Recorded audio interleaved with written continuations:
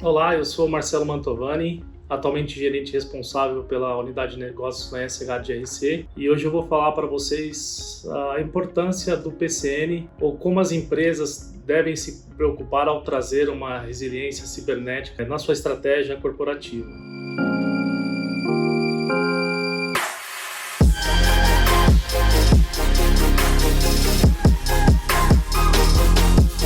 Quando eu começo a falar de continuidade de negócio, eu gosto de destacar, sobretudo, a jornada que isso acaba trazendo dentro das companhias. Eu costumo destacar que durante muito tempo as empresas elas focavam o programa de continuidade de negócio para resolver compliance. Muitas vezes, quando você questiona se a empresa possui uma estratégia ou uma política de continuidade de negócio, muitas vezes a resposta é sim. E quando a gente descia um pouco mais no detalhe e entendia aspectos de teste recorrente, para entender se os seus planos de fato eram execuíveis, quase sempre a resposta, os testes eles não eram executados da maneira como o programa ou framework pressupõe que tenha que ser feito. A estratégia de gerenciamento de risco integrado, ou IRM, ajuda a fazer com que as disciplinas muito voltadas ali para o negócio consiga também contribuir para aspectos de cibersegurança. Eu vou dar um exemplo. Quando você tem a estratégia de construção de um BIA, que é um plano de continuidade de negócio, uma análise de impacto sobre os processos críticos de negócio, esse artefato é muito importante, pode contribuir inclusive para trazer visibilidade para eventos de cibersegurança olhando para o negócio e como esses eventos de cibersegurança podem impactar diretamente as estratégias de negócio. Como que IRM pode contribuir para uma estratégia de cibersegurança, GRC? É muito comum as empresas terem seus programas de continuidade de negócio e muitas vezes esse programa ele não contribui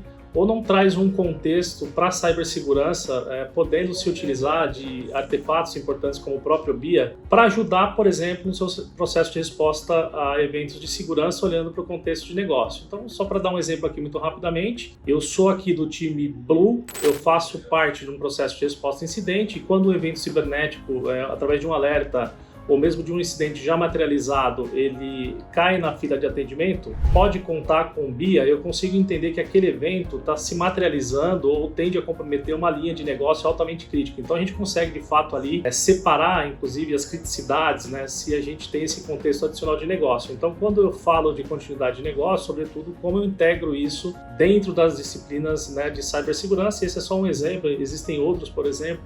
Quando a gente está falando de tratamento, de gestão de vulnerabilidades e ameaça, você consegue olhar para uma estratégia de continuidade de negócio, entender como os processos estão estabelecidos, os objetivos de criticidade e recuperação de cada um desses elementos desse processo e também direcionar suas estratégias de remediação dessas ameaças olhando para essa criticidade do negócio. Então, quando a gente coloca isso em perspectiva, as áreas acabam tendo muitos benefícios quando você integra de fato. Então, gestão de risco integrado é olhar as demais disciplinas de segurança e corporativa e trazer isso para um contexto ali de gestão e análise de riscos cibernéticos. O principal desafio que as empresas enfrentam quando iniciam suas estratégias de resiliência cibernética ou continuidade operacional ou continuidade nos negócios é sobretudo a visibilidade daqueles ativos que suportam os processos de negócio. Então a ausência dessa visibilidade sobre esses ativos críticos, eles se tornam um desafio para as companhias. Então dependendo da área que você pergunta sobre os elementos que suportam os ativos de negócio, você vai ter respostas diferentes. Então acho que esse é o primeiro desafio. Como é que eu trago uma estratégia para visibilidade em cima desses ativos? Esse é o primeiro ponto. O segundo ponto é que as empresas que iniciam a jornada do SGCN, muitas vezes têm o seu foco na ponta, no negócio, ali na sua primeira linha de defesa, o que está certo.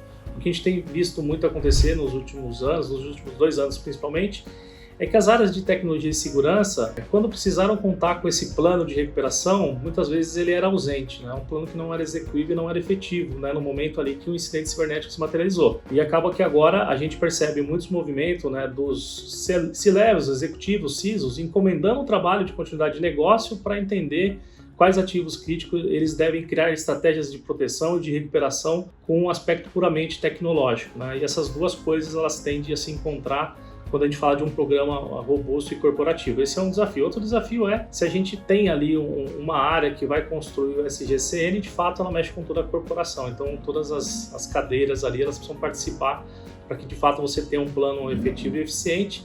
O outro desafio que as empresas têm é, a partir do estabelecimento do programa, do SGCN, quais são os aspectos, né, de teste desse programa para que de fato eu não cumpra só um contexto, né, regulado, ou seja, a exigência do estabelecimento de um plano de continuidade, mas sobretudo também que ele seja um plano execuível. Em um momento de crise, seja de ordem cibernética ou catastrófica, eu consiga contar com esse plano em um momento ali de crise, né, de forma que eu consiga restabelecer os processos críticos de negócio e atendendo principalmente também os objetivos ali estratégicos de cada linha de negócio. Então, acho que esse é um dos desafios que a gente busca resolver também com a estratégia de continuidade de negócio. O primeiro passo para as empresas que querem aprimorar as suas estratégias de resiliência operacional, resiliência cibernética, é ter uma compreensão profunda de todos os ativos que suportam esses processos críticos de negócio. Então, eu costumo dizer que a primeira etapa é você compreender esses ativos e entender o risco de cada processo de negócio. Esse é o primeiro ponto que a gente busca quando a gente quer enriquecer o programa de continuidade de negócio. Então,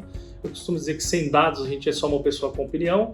Então, para as empresas não serem uma pessoa com opinião sobre os processos críticos de negócio, é importante também que esses levantamentos sejam alinhados com os donos de processos, com as áreas de negócio, para que de fato o plano seja estabelecido considerando a especificidade de cada linha de negócio. Acho que esse é o primeiro ponto a ser buscado. O segundo ponto que eu tenho percebido em algumas empresas de maneira geral é que o foco foi em construir os artefatos mais fundamentais do programa de continuidade de negócio, alinhado a frameworks como a ISO 22301, mas esqueceram da governança, ou seja, como que eu monitoro esses artefatos que foram produzidos em uma etapa anterior e de que forma eu vou retroalimentar, por exemplo, né, com alterações à medida que os meus ativos de tecnologias eles mudam à medida que novos processos de negócio são criados. Então, como que eu estabeleço uma governança para permitir que o meu programa sempre fique up to date? Então, esse é um desafio muito relevante e que as empresas acabam negligenciando. Então, pensa em estabelecer artefato e muitas vezes esses artefatos são publicados em um portal,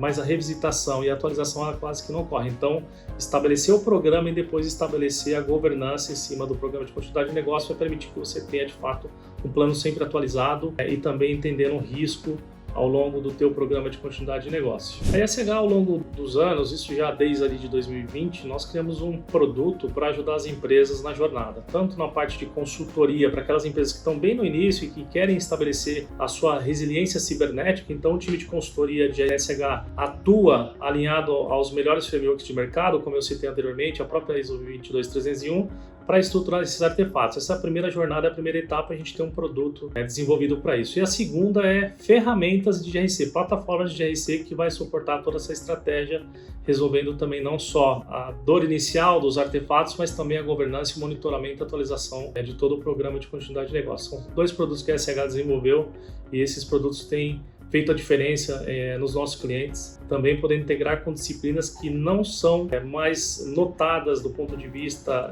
de disciplinas técnicas. A gente consegue trazer o negócio ali para dentro também da cibersegurança. Recado final que eu posso dar sobre esse assunto, né, é visibilidade. Se você não entender quais são os ativos, né, como eu mencionei, crítico, você não consegue iniciar o teu programa de continuidade de negócio. Então, visibilidade, sobretudo, ele é importante, ele é um desafio na maioria das empresas. Apesar de as empresas, né, terem ali um ITIL implantado dentro da sua companhia, o CMDB é algo que já vem aí de mais de 20 anos, né, muito motivado pela ITIL, mas ainda assim a gente percebe que não é uma boa fonte para se consumir quando a gente fala de ativos. Então, se eu não estabelecer uma fonte íntegra de ativos, eu não consigo estabelecer o meu programa de continuidade de negócio. Então, a visibilidade, sobretudo, ela é muito importante para estabelecer um programa eficiente dentro das companhias. Bom, o LinkedIn vai estar disponível aí também no vídeo, na descrição. Pode contatar, a gente vai ter o prazer de atendê-los e bater um papo como é que a gente tem feito essa jornada junto com os nossos clientes.